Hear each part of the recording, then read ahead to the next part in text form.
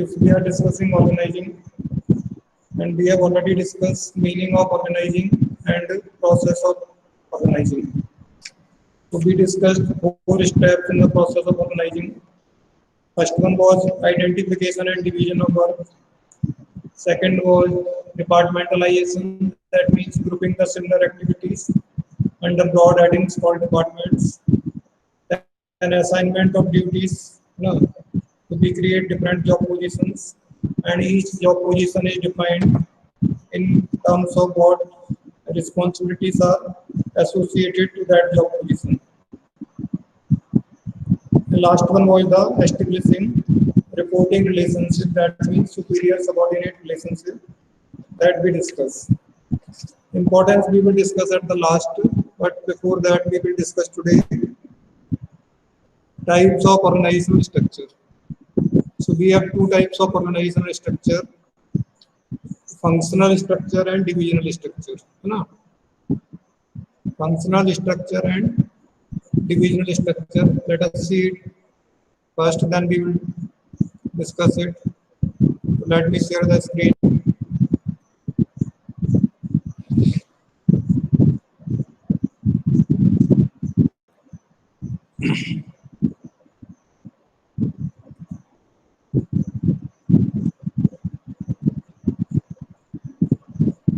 This is types of organizational structure. बीच में क्यों नहीं आ रहा है?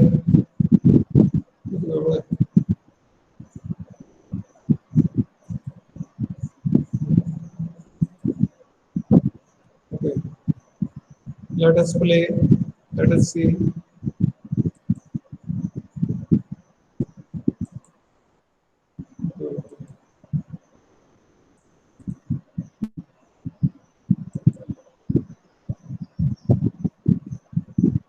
Some problem.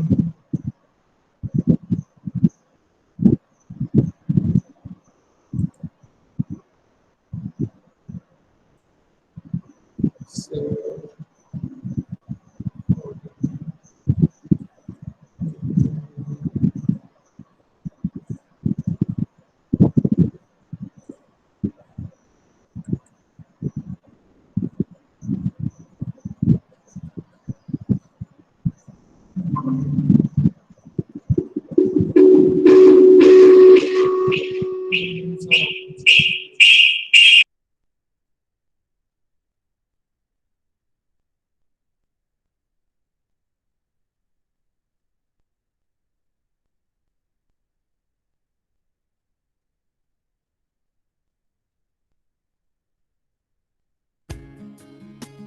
Types of organizational structures.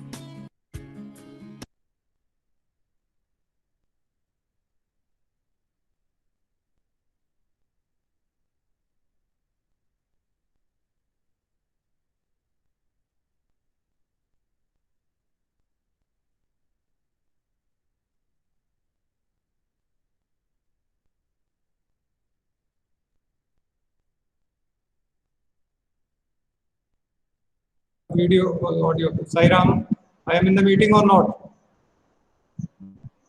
Yes, sir. Yes, sir. अच्छा, दोबारा प्रेजेंट करता हूँ क्योंकि वो ऑफ हो गया था वीडियो, ऑडियो तो आवाज नहीं आ रही थी. Again, I am presenting. Let us see this video. So we are discussing about types of organizational structure. So as I discussed that the process of organizing leads to the creation of organizational structure. So there are 2 types of organizational structure. First is called functional structure. The structure of organization created on the basis of functions and major functions to be performed in an organization. So if the organization is designed, organizational structure is designed on the basis of major activities or functions to be performed, that is called as organized functional structure. And second structure is the divisional structure, which is created on the basis of products. So the companies which are multi-product in nature, they create divisional structure, or they are organized on the basis of products. Okay, so there are two broad structures: functional structure and divisional structure.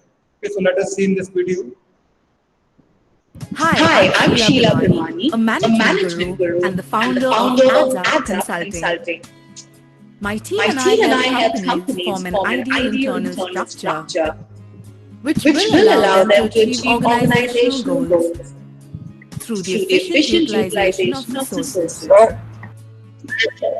हाँ जी, sir बोलिए। Voice ego हो रहा है sir, आपका mute कीजिए mic. मेरा mic कैसे mute होगा? अच्छा, म्यूट कर दो मेरा वाला। अबे यहाँ कहाँ भी, एक मिनट सर देखो। दो आवाजें आ रही हैं हाँ जी, सर, दो आवाजें आ रही हैं, इसलिए अच्छा अच्छा, एक मिनट देखता हूँ एक मिनट। अभी पहले स्टॉप शेयरिंग करना पड़ेगा उसके लिए, यहीं से हो जाएगा। म्यूट कहाँ सर से एक होगा? काम कीजिए सर, हाँ, सर ऑल्ट प्लस टैब दबा दीजिए। Sir alt plus tab, alt plus, alt tab हाँ टैब। जी, एक मिनट देखने दे। सर आपका दूसरा विंडो खुल गया होगा इसमें। अच्छा अच्छा अच्छा, ऑल्ट कहाँ गया देखो। प्लस दिख रहा है क्या मुझे? ऑल्ट तो दिख गया। ऑल्ट प्लस बोलो क्या है? सर हाँ, टैब, ऑल्ट, हाँ जी, के लेफ्ट लेफ्ट में सर ऑल्ट और tab, sir left side alt plus tab tab sir tab tab, tab. ठीक है, अब हो गया ठीक। अभी देखना। I I live live by by the this skunks Kunz and and odor. Oda. अभी क्लियर है क्या? नो सर, नो नहीं, sir, Quote, organization is a structural relationship by which an enterprise is अभी bound together and the framework in which individuals sir अभी double clear हुआ आवाज कि आ रही नहीं? है।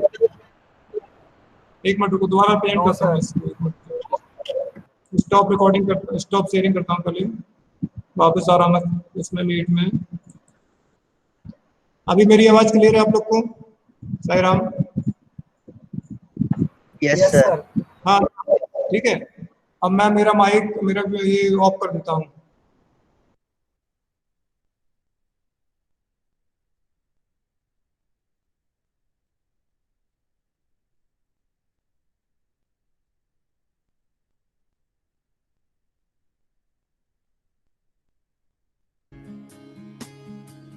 Types of organizational yes sir, अब क्लियर है। structures. Hi, I'm Sheila Bhimani, a management guru and the founder of AdsUp Consulting. My team and I help companies form an ideal internal structure, which will allow them to achieve organizational goals through the efficient utilization of resources. I live by this Kuntz and O'Donnell quote: organization is a structural relationship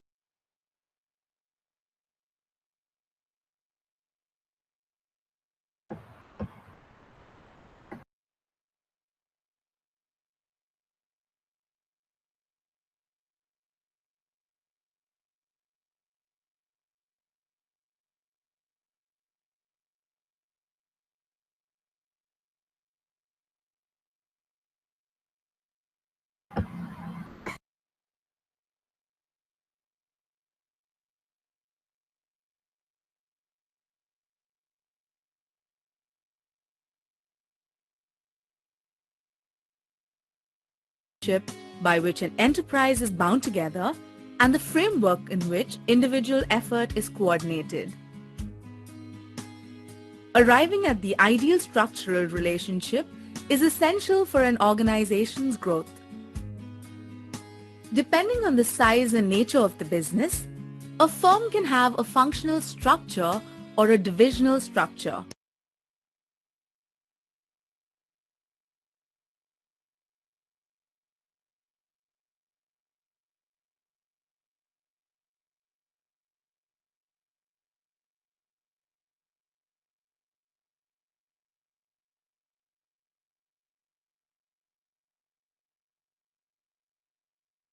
Sir, you are not audible. Sir आपका mic mute है sir जो भी आप बोल रहे हैं सुनाई नहीं दे रहा है. Let me give you an example. One day, about 6 years ago, I received an urgent call from Naresh, the chairman of GrabCab. GrabCab had launched a radio-controlled device for spotting available cabs and auto rickshaws in Pune. The device had become very successful in the market, and the firm's engineers, managers, and sales staff couldn't keep up with a sudden increase in business. When I analyzed the firm, I realized that it was structured all wrong. Naresh, who was the chairman and the founder of the company, was also its managing director, chief innovator, and production manager. The finance manager functioned as the human resource manager as well.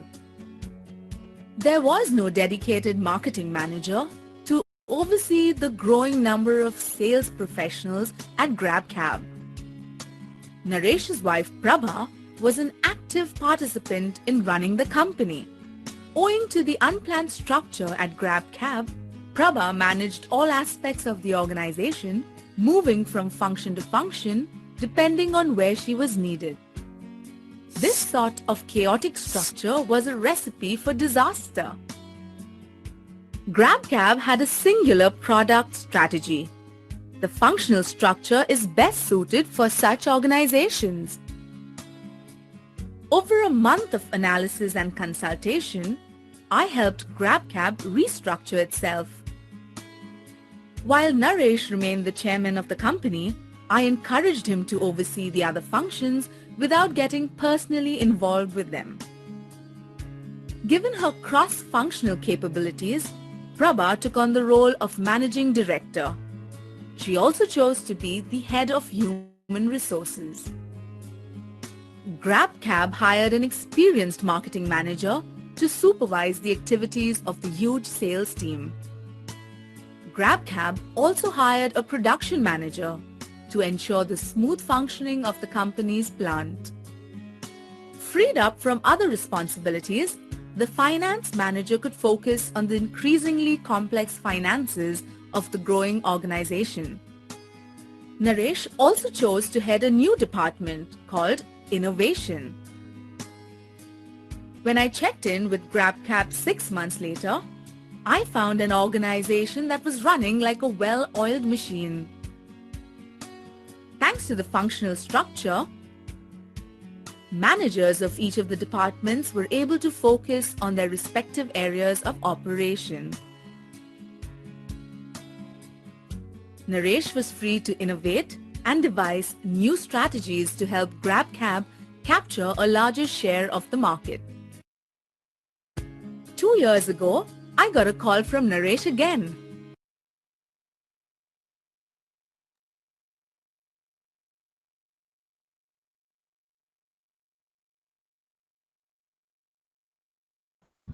Okay, so this much is related to the functional structure. So what could you understand out of this? Any of you can explain? Anurag?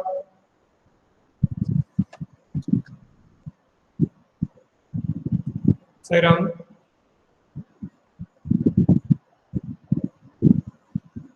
Am I audible now? Sairam? Yes, sir.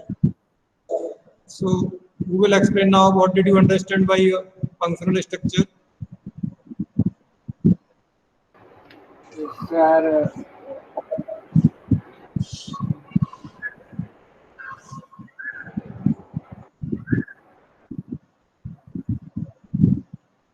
Okay, speak please. sir, in functional structure, the way of kind of functions are grouped under one with the one on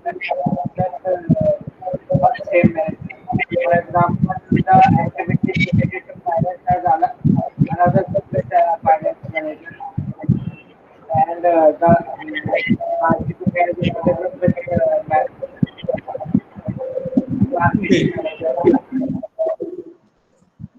So functional structure is the structure which is created or designed on the basis of major or main functions to be performed by the organization.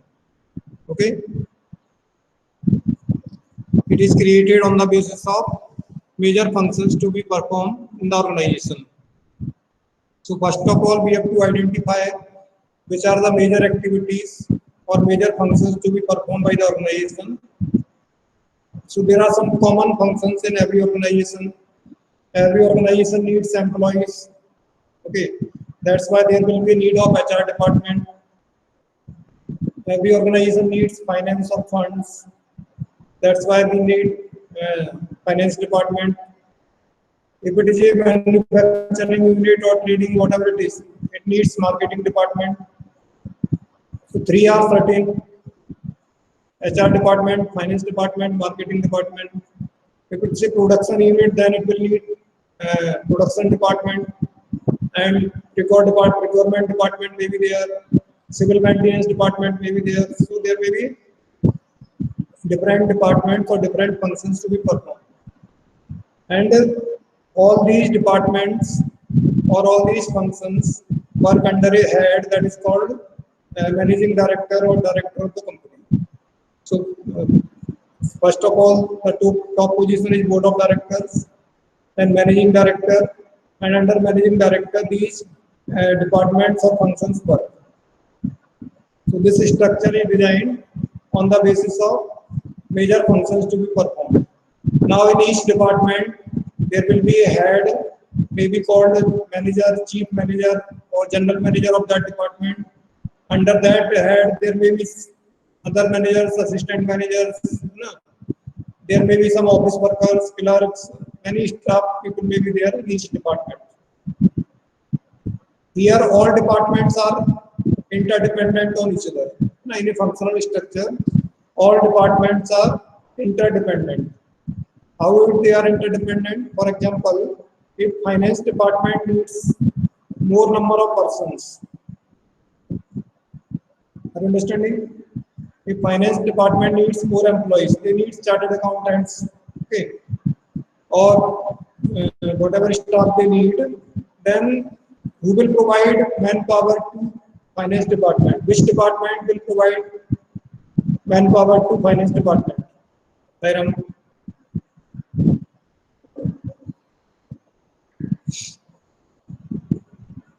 Sairam,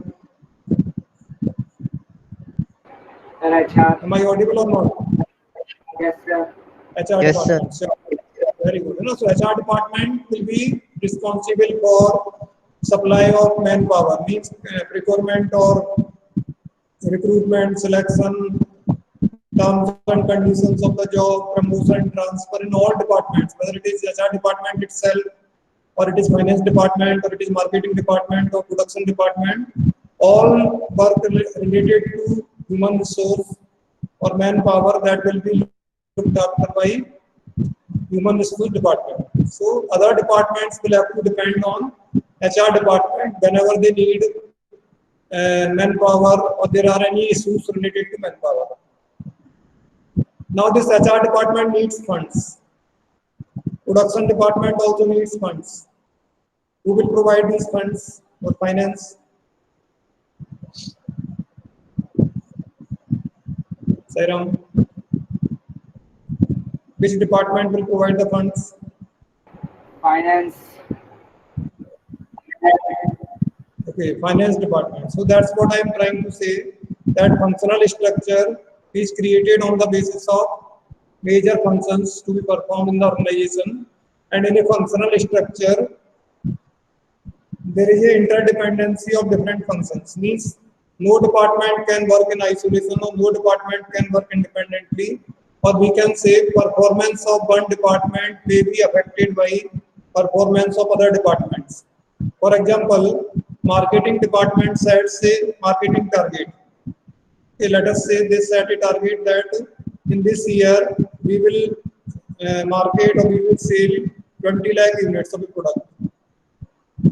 How can marketing department or when can marketing department sell these 20 lakh units? What is the requirement for selling by marketing department? What to do before marketing department will sell this 20 lakh units? What is to be done? What is necessary? That production department must be able to produce 20 lakh units. Are you understanding? The target of marketing department basically is dependable on which department, that is the production department. So if production department could produce 20 lakh units, then only marketing department can market or sell that product. Now this production department will depend on what? They will depend on whether the materials are available on time or not, whether the required number of manpower, workers or labor others are available or not, whether the funds are available for them or not. So this performance of production department will depend on procurement department or HR department. And procurement department will purchase only if funds are available. So they will depend on finance department. So that's why this is interrelated performance, means that one unit or one department can get success only if all other departments are performing well. That's why these departments or these functions are interdependent. And there is no duplicacy of resources. In functional structure, resources are not repeated. We don't have two sets of resources. As I said, if there is any need of any type of maintenance, then that will be done by the civil maintenance department. Other departments will not have any staff for maintenance. And the finance department will not have any resources or any staff designated for the purpose of maintenance, repairs and maintenance. That will be done by the maintenance department. So that way we don't have duplicacy of resources. That reduces somewhere the requirement of capital. So on one side it is interdependent. Second, it does not lead to the duplicacy of resources. Less resources are sufficient for running the organization. So this functional structure normally is followed by single product companies. The companies which are single product, they follow the functional structure. So what are the advantages of this functional structure? It leads to the first point you can note, it leads to the occupational specialization. In each department, only one type of function is performed. They have to focus only one activity or one type of function. So by performing same type of activity, they become the expert of that activity or that function. People who are working in the HR department, they become the expert of performing all the activities which are required in HR department.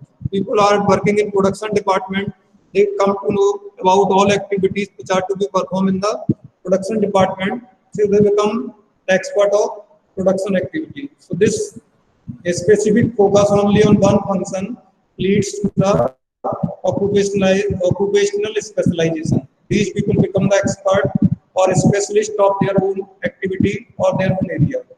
Second one is that easy coordination within the department. So within the department, overall coordination may be difficult.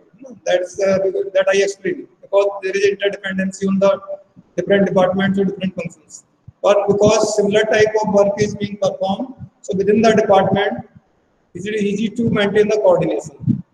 All people are from the same field, from the same area. So one person can be replaced by other person whenever it is needed. That's why within the department, coordination can be easily maintained. And third advantage is that helps in increasing managerial and operational efficiency. What I said, by practice makes a man perfect. That we have already listened many times. Practice makes a man perfect. So when people keep on working or keep on doing the same type of activity or same type of work, they become the expert or specialist, and ultimately their performance is improved, or what we can say that productivity is improved, which leads to the greater profits of the business. So this leads to the occupational specialization, and that occupational specialization leads to the greater profits or profitability to the organization. And one point I have already discussed, that is there is no duplication of resources. Another structure we will discuss, that is divisional structure. In that divisional structure, there is a duplication of resources. Each division will have to have its own resources, separate or independent resources. But in functional structure, we have only single common resources for all departments. That's why there is no repetition, there is no duplication of resources. That reduces the cost of assembling the resources on the one side, and it also makes it possible that we are able to make the best use of the resources available. There is no less chances of resources are lying unused or idle because they are utilized by whole organization. That's why there is no duplication of resources. And easy training, because employees have to focus only on one type of activity. Single direction training can be given easily. One type of activity can be trained, employees can be trained easily, so training is not difficult. When employees have to learn multi-skills, then training is difficult. But here they have to learn only single skill, one type of activity they have to learn. That's why training is easy. And it ensures that different functions get due attention. As I said, it is interdependent functions. Each department depends on the other department. So finance department cannot say that we are the most important department, because finance department also depends on other departments. They depend for manpower on HR department.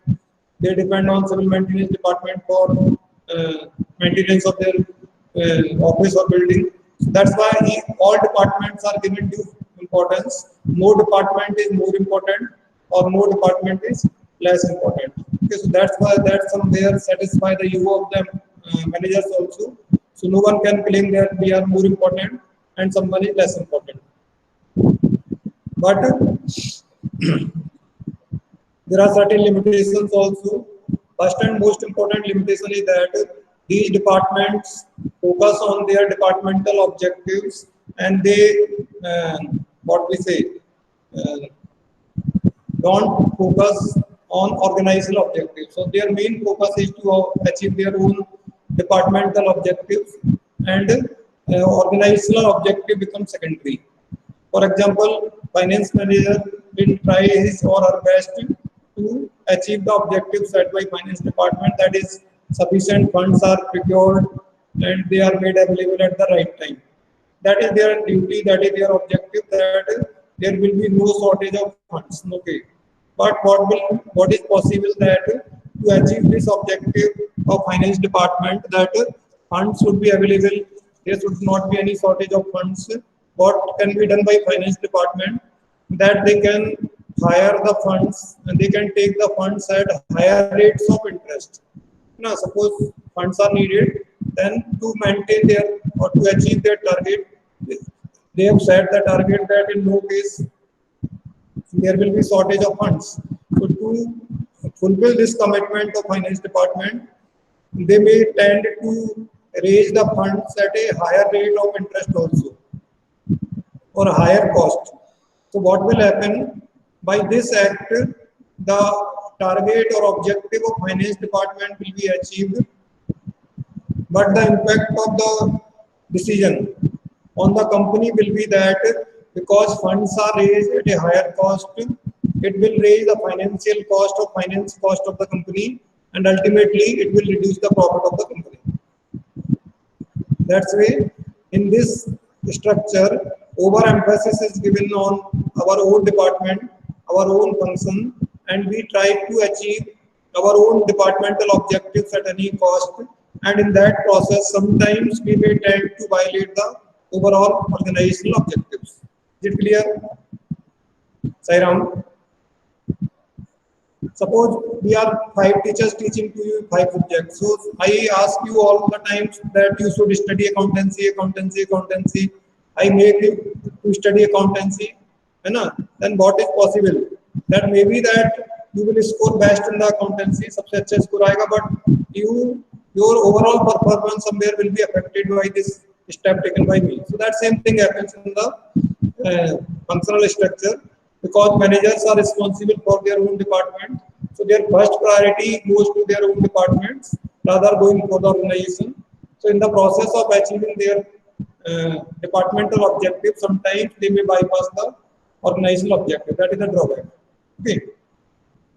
Second is a problem of coordination that I have already said, that within the department coordination is easy, but department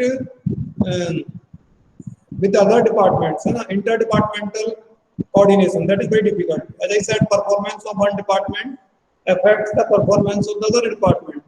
That needs a lot of communication, proper communication within the departments, then only, and understanding of the each other's objectives and giving importance to all departments only can help in maintaining the departmental coordination.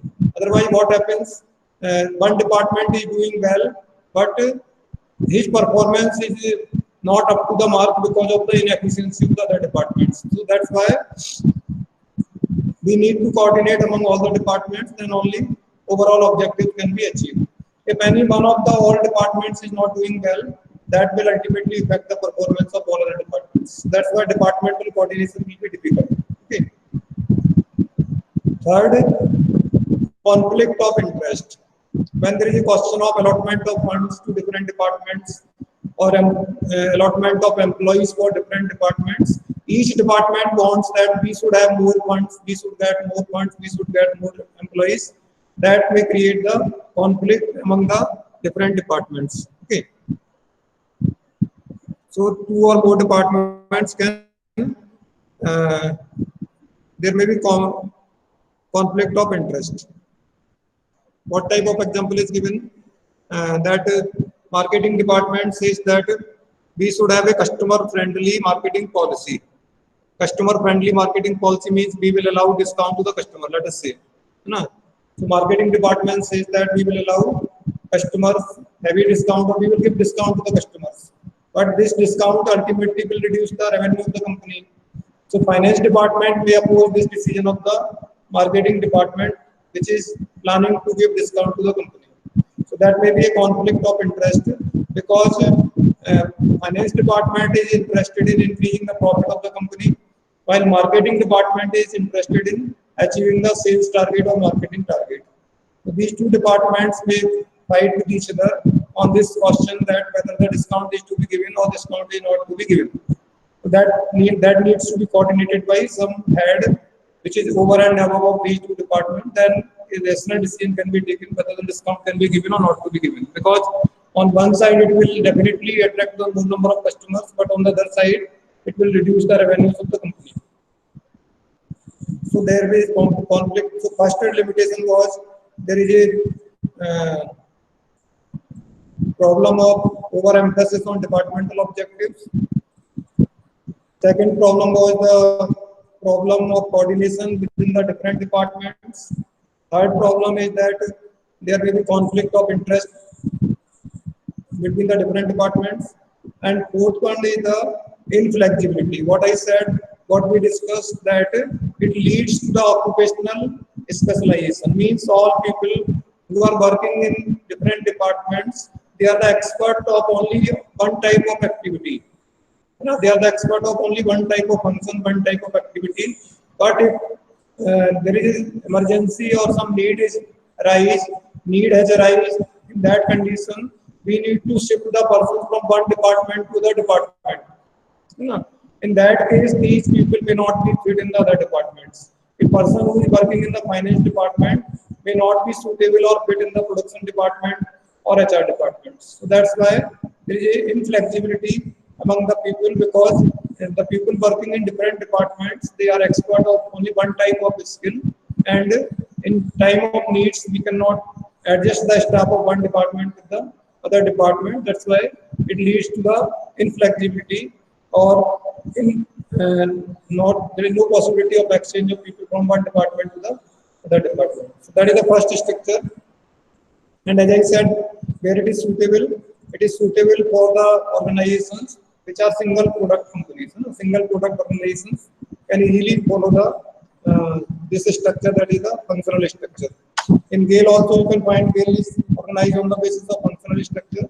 Now we can find in GALE their HR department, finance department, marketing department. NFL is also designed on this basis. So that is a functional structure which is followed by a single product company.